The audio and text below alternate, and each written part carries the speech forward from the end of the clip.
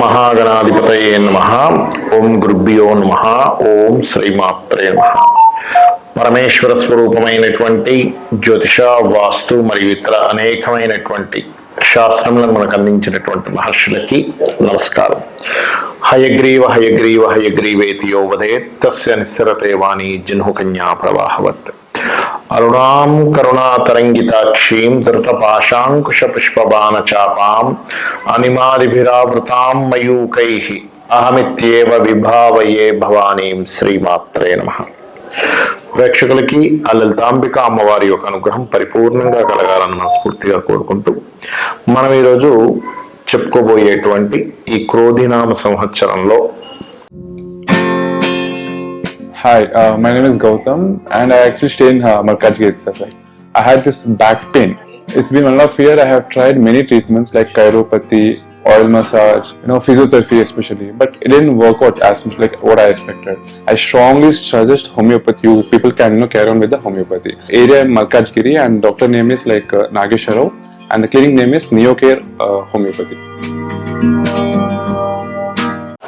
ద్వాదశ రాసుల వారికి ఆదాయము, వ్యయము, రాజ్యపూజ్యము, అవమానము ఏ విధంగా ఉంది, మరి అలా ఉన్నప్పుడు అవి అలాగే అనుభవించాలా, వాటిని మనం ఏదైనా మన సంకల్పంతో, ఒక మంత్రంతో, దానంతో మార్చుకోవచ్చా, మార్చుకునే మార్గం ఎలా ఉంది, అదేవిధంగా ఈ క్రోధినామ సంవత్సరంలో ప్రపంచవ్యాప్తంగా ఎటువంటి ఫలితాలు ఉన్నాయనేటువంటిది కూడా ఆఖరిలో చెప్తాను. సో మనం ఒక్కొక్క రాశి పరంగా మనం చెప్పుకుంటూ వెళ్దాం. అయితే మనకి ఇక్కడ ఏంటంటే ఈ గ్రహాలు ఏవైతే ఉన్నాయో మనం సంవత్సర ఫలితాలు చెప్పేటప్పుడు మేజర్ ప్లానెట్స్ మాత్రమే తీసుకుంటాం. అంటే ఏవేవి? రాహువు, కేతువు. కాలానికి కారకుడు రాహువు, మోక్షానికి కారకుడు కేతువు, జీవుడు కారకుడైన గురువు, కర్మ కారకుడైన శని. సంవత్సర ఫలితాలు కాబట్టి నెల ఫలితాలు చెప్పేటప్పుడు మిగతా ప్లానెట్స్ అన్నింటినీ తీసుకుంటాం. అయితే ఇక్కడ ఈ గురువు ప్రస్తుతం మేషరాశిలో ఉంటూ 2వ తేదీ 5వ నెల 2024 నుంచి వృషభంలోకి మారుతున్నాడు, గుర్తుపెట్టుకోండి. అదేవిధంగా శని భగవానుడు కూడా మనకి నెక్స్ట్ ఇయర్ అంటే వచ్చే సంవత్సరం 30వ తేదీ 3వ నెల 2025 నుంచి కుంభంలోకి మారుతున్నాడు, మకరంలో ఉన్న శని భగవానుడు. అయితే తులారాశి వారికి ఆదాయము, వ్యయము, రాజ్యపూజ్యం, అవమానంగానే తీసుకున్నట్లయితే ఆదాయం 2, వ్యయం 8గా ఉంది, రాజ్యపూజ్యం 1, అవమానం 5గా ఉంది. ఏమండి ఇది ఇట్లాగే ఫిక్సా అంటే కాదు అని చెప్తాను నేను. ఎందుకంటే ఇది ఒకటి మన జన్మజాతకం బాగున్నా, గోచారంలో గ్రహాలు బాగున్నా మీకు ఇది తగ్గిపోతుంది. దీని ప్రభావము, నెగటివ్ ప్రభావము, మనం చేసుకునేటువంటి పరిహారాల ద్వారా నామస్మరణ కూడా తగ్గిపోతుంది. అదేంటో చెప్తా ఇప్పుడు నేను మీకు. ఇక్కడ ఏమిచ్చారు పంచాంగంలో? 2, 8 అన్నారు. అంటే ఆదాయం 2 అంటే ఒక 2 లక్షలు వస్తే 8 లక్షలు ఖర్చు, లేదా ఒక 20,000 వస్తే 80,000 ఖర్చు అన్నట్టుగా చూపిస్తున్నారు. నేనేమంటానంటే అసలు గ్రహస్థితి ఎలా ఉందో చూసుకోండి. గురువు మే నుంచి అష్టమంలో ఉండి 2ని చూస్తున్నాడు. అంటే దాని అర్థం ఏమిటి? గురువు కంట్రోల్లోకి వెళ్ళిపోతుంది ఆదాయం అనేటువంటిది. 2 మేజర్ ప్లానెట్స్ చూస్తున్నాయి 2వ స్థానాన్ని. అంటే ధనస్థానాన్ని శని గురువులు ఇద్దరూ కలిసి కనుక చూస్తే ధనాభివృద్ధి అని చెప్తుంది శాస్త్రం. కాబట్టి ఆదాయ వ్యయాల కంటే గ్రహస్థితి చాలా గొప్పది. ఇంకా మీ జన్మజాతకంలో కానీ ధనయోగం నడుస్తుందా? ఇంక వీటిని ఏం పట్టించుకోవాల్సిన అవసరం లేదు. మరి వ్యయం ఎందుందండి? ఎందుకుంది? 12వ స్థానంలో కేతు ఉన్నాడు. అంటే ఏదో ఒక రూపంలో ఖర్చు చేస్తూ ఉంటాం. మరి ఖర్చు చేసేటప్పుడు మీరు ఖర్చును ఎలాగ మార్చుకోగలగాలి అంటే గురువు దృష్టి ఉంది కాబట్టి చాలా కంట్రోల్లో ఉంటుంది. టెన్షన్ ఏం పెట్టకండి. ఎందుకు చెప్తున్నా అంటే ఈ మాట, చాలా మంది పంచాంగం చూసేసి అమ్మో 2, 8, 1, 5 అని భయపడిపోతూ ఉంటారు. నేనేమంటానంటే మీరు పూర్వజన్మలో చేసుకున్న కర్మను బట్టి మీ జన్మజాతకంలో ఏదైతే ఉందో అది మీకు పనిచేస్తుంది ఎక్కువగా. దీన్ని చూసి కంగారు పడాల్సిన అవసరం లేదు. కంగారు పడకుండా మీరు చేసుకునే నామస్మరణ వల్ల మీరు దీన్ని పెంచుకోవచ్చు.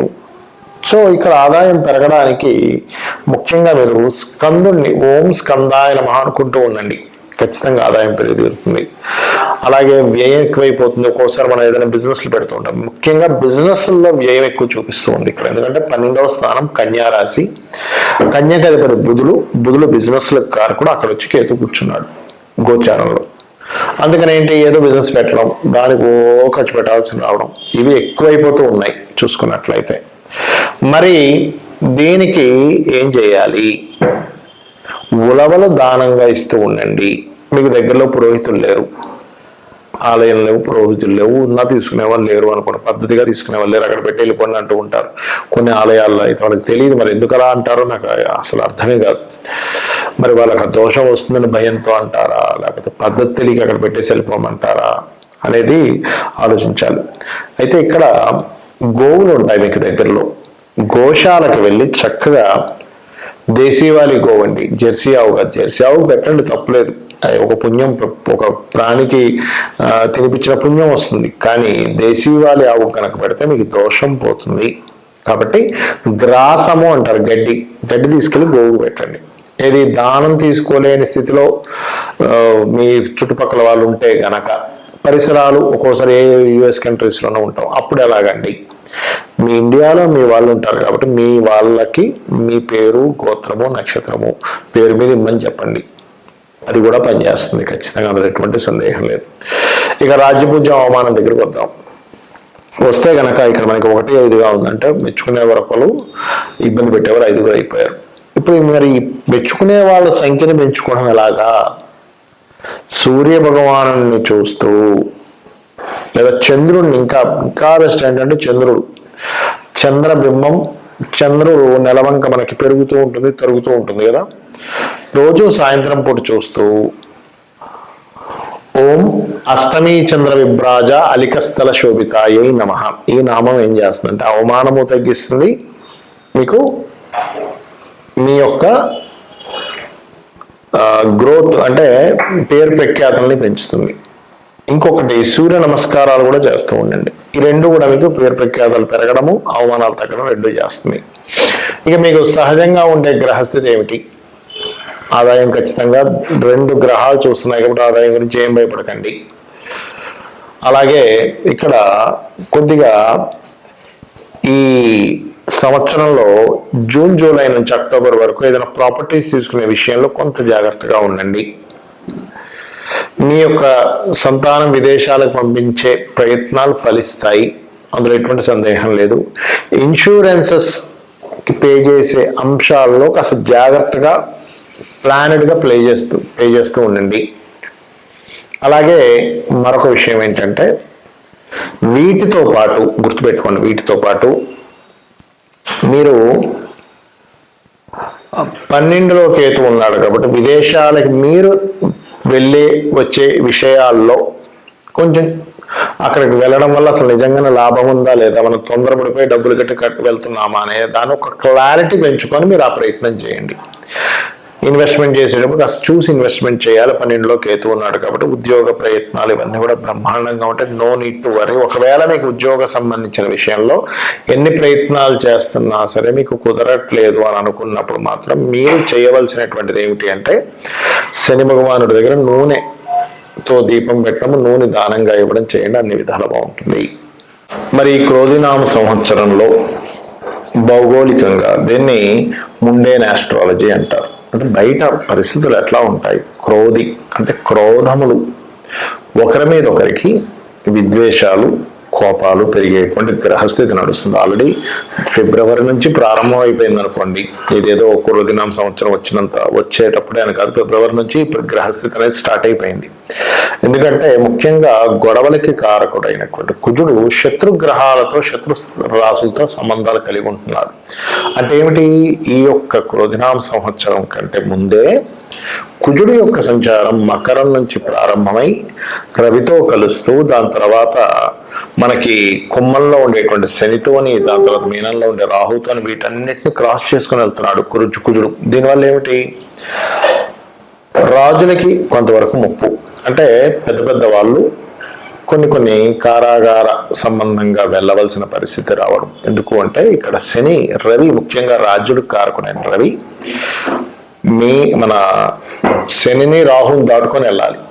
అంటే ఏమిటి, పెద్ద పెద్ద పోస్టులో ఉండేటువంటి వారు కావచ్చు, సీఎంలు కావచ్చు, మంచి రాజకీయ నాయకులు కావచ్చు, ఎవరైనా సరే కొంత జైలు పాలయ్యేటువంటి యోగము, లేకపోతే వాళ్ళకి బాగా అవమానం కలిగేటువంటి విషయాలు, ఎక్స్పెక్టేషన్స్ అంతా తారుమారయ్యేటువంటి విషయాలని కలిగింపజేస్తాడు, ముఖ్యంగా రాజుల విషయంలో. ఒకటి. రెండవది రాజుల మధ్యన గొడవ, అంటే ఏదైనా కొద్దిపాటి యుద్ధ వాతావరణము. అదేవిధంగా కుజుడు పోలీస్కి వీటికి కారకుడు కదా, కాబట్టి ఇతని సంచారం కూడా దీని మీద ప్రయాణం జరుగుతుంది. కాబట్టి ఈ మిలిటరీ రిలేటెడ్ సంబంధించిన సరిహద్దుల్లో కొంత గొడవ వాతావరణం ఉండడం, ముఖ్యంగా అతి ముఖ్యంగా మీనరాశిలో రాహు సంచారం జరిగేటప్పుడు ప్రత్యేకంగా 2 విధాల ఇవి జరుగుతుంటాయి. ఏమిటి అంటే, ఒకవైపు ధార్మిక సంబంధించినటువంటి విషయంలో ఇంప్రూవ్మెంట్స్ జరుగుతూ ఉంటాయి, మరొక వైపు ధార్మిక సంబంధించిన విషయాలను కాపాడుకోవాల్సిన పరిస్థితి కూడా వస్తూ ఉంటుంది. అంటే నెగటివ్ అండ్ పాజిటివ్ స్ప్రెడ్ అనేది చాలా ఎక్కువగా జరుగుతుంది. దేని మీద? సనాతన ధర్మ సంబంధించిన విషయాలపైన ఓవర్గా జరుగుతుంది. అంటే ఎట్లాగా, ఒకవైపు విపరీతమైనటువంటి ఆలయ నిర్మాణాలు, వాటి విషయంలో పురోగతి ఎంత వస్తుందో, ఒకవైపు మత కల్లోలాలకు సంబంధించిన విద్వేష సంపూరితమైనటువంటివి ఈ యూట్యూబ్లో అప్లోడ్ చేయడం కానీ, దాని మీద కొంతవరకు ఘర్షణ వాతావరణం ఏర్పడడం కానీ, దానివల్ల కొంతవరకు అల్లర్లు ఏర్పడడం కానీ, ఈ అల్లర్లు, గొడవలు, యుద్ధాలు ఇటువంటివి పెరుగుతాయి ఈ కాంబినేషన్స్ ఉన్నప్పుడు పర్టికులర్గా. ఏమంటే మరి ఓన్లీ క్రోధినామ సంవత్సరం వరకేనా దీని ప్రభావము అంటే, గుర్తుపెట్టుకోండి, ఇక్కడి నుంచి 4 సంవత్సరాల పాటు ఈ సనాతన ధర్మం అనుకోండి, లేనట్లయితే హైందవ సంబంధించిన అనుకోండి, లేకపోతే ధార్మికమైనటువంటి విషయాలకు సంబంధించింది అనుకోండి, దీని మీద ప్రభావం ఉంటుంది. అదేవిధంగా లాయర్లు, జడ్జులు, కొంతమంది ఎవరైతే ఉంటారో అంటే ధర్మాన్ని కాపాడేటువంటి వారి మీద కూడా కొంతవరకు ఇబ్బందికరమైనటువంటి వాతావరణం ఏర్పడుతూ ఉంటుంది, గుర్తుపెట్టుకోండి. అలాగే మరొక విషయం ఏంటంటే, ఈ కాంబినేషన్స్ మరి దీని నుంచి ఎలా బయటపడాలి సామాన్య ప్రజలు అని చెప్పి చూసుకున్నట్లయితే, ఒకటి గుర్తుపెట్టుకోండి, చండీ పారాయణం. మీరు ఎంత చండీ పారాయణం చేస్తే అంత బాగుంటుంది, గుర్తుపెట్టుకోండి.